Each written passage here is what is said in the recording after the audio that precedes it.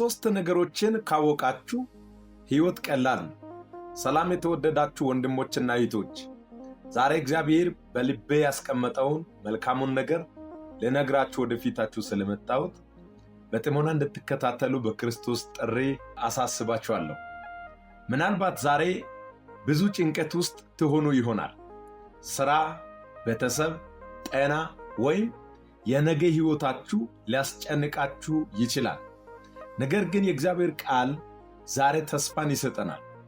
እነዚህ አሁን የሚነግራችሁን ሶስት ነገሮችን ካወቃችሁና በሕይወታችሁ ከተገበራችሁ በምንም አይነት ፈተናና ችግር ውስጥ በሰላም ትጓዛላችሁ። የመጀመሪያውና አንደኛው ነጥብ እግዚአብሔር ከእናንተ ጋር ነው። ሰዎች ሊተዋችሁ ይችላሉ።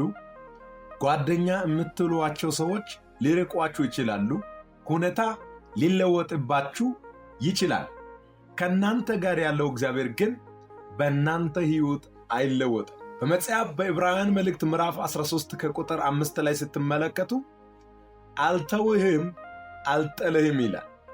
እንዲሁም በትንቢተ ኢሳይያስ ምዕራፍ 41 ከቁጥር 10 ስትመለከቱ እኔ ካንተ ጋር ነኝና አትፍራ በማለት እግዚአብሔር ሲናገር እንመለከታለን። ይህን ስትሰሙና በዚህ በእግዚአብሔር ቃል ስትታመኑ ፍርሃት ከውስጣችሁ ወጥቶ እምነት ይገባባችኋል። ክብር ለጌታ ይሁን። ሁለተኛው ነጥብ በእግዚአብሔር ጊዜ ታመኑ። የእግዚአብሔር ጊዜ ፍጹም ነው። ምናልባት እኛ ወደ እግዚአብሔር ፊት ይዘናቸው መልስ ፈልገን የምንመጣባቸው ጉዳዮች ሲዘገዩ ጸልየን መልስ የዘገየ ሲመስል ለምን ጸሎት ያልተመለሰም ብለን እንጠይቃለን። የእግዚአብሔር ጊዜና የእኛ ጊዜ ይለያያል። የእግዚአብሔር ጊዜ ፍጹም ነው። እግዚአብሔር ነገሮችን የሚሠራው በራሱ ፍጹም ጊዜ ነው። አብርሃምን እግዚአብሔር ስለተናገረው አብርሃም የተስፋውን ልጅ ለብዙ ዓመታት ጠበቀው። እግዚአብሔር ቃሉን ስላለወጠው ያንን የተስፋ ልጅ በእምነት አገኘ። ስለዚህ ዛሬ በምንም አይነት ሁኔታ ውስጥ ከእግዚአብሔር በምትጠባበቁት መልስ ቢሆን፣ ጤና ቢሆን፣ በረከት ቢሆን ዘገየ ብላችሁ ተስፋ አትቁረጡ። በእምነት ቆሙ። እግዚአብሔር ያደርግላችኋል። ሦስተኛው ነጥብ እውነተኛን ሰላም በክርስቶስ ፈልጉ። ዓለም፣ ዝና፣ ሥልጣን፣ ሀብት እውነተኛን የልብን ሰላም አይሰጡም። ኢየሱስ እንዲህ አለ፣ ሰላምን እተውላችኋለሁ፣ ሰላምንም እሰጣችኋለሁ አለ።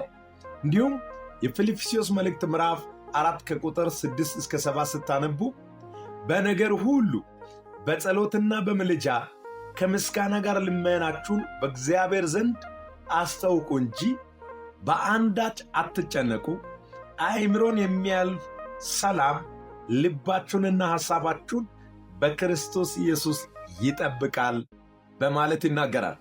ስለዚህ ዛሬ አሁን በዚህ ሰዓት በጭንቅ ውስጥ ያላችሁ፣ በሐዘን ውስጥ ያላችሁ፣ በችግር ውስጥ ያላችሁ፣ የከበደ ነገር ውስጥ ገብታችሁ ያላችሁ ሰዎች ጭንቀታችሁን፣ ችግራችሁን፣ ሁኔታችሁን ለጌታ አስረክቡ። እሱ ሰዎች የማይሰጡትን ዓለም የማትሰጠውን እውነተኛ ደስታና ሰላም፣ በረከትና እድገት፣ ብልጽግናና ክብር ይሰጣችኋል። ክብር ለጌታ ይሁን። ውድ የዚህ የዩቱብ ቻናል ቤተሰቦች ዛሬ አስተውሉ። እግዚአብሔር ከእናንተ ጋር። በእግዚአብሔር ጊዜ ታመኑ። በእውነተኛ ሰላም ልትባረኩ እውነተኛን ሰላም ከክርስቶስ ፈልጉ፣ እሱ ይሰጣችኋል። ይህ ቪዲዮ ከባረካችሁ ቤቱን ሰብስክራይብ፣ ላይክ፣ ይህንን መልእክት ደግሞ ለሌሎች ሰዎች ሼር አድርጉ። እግዚአብሔር በሰላሙ ይባርካችሁ።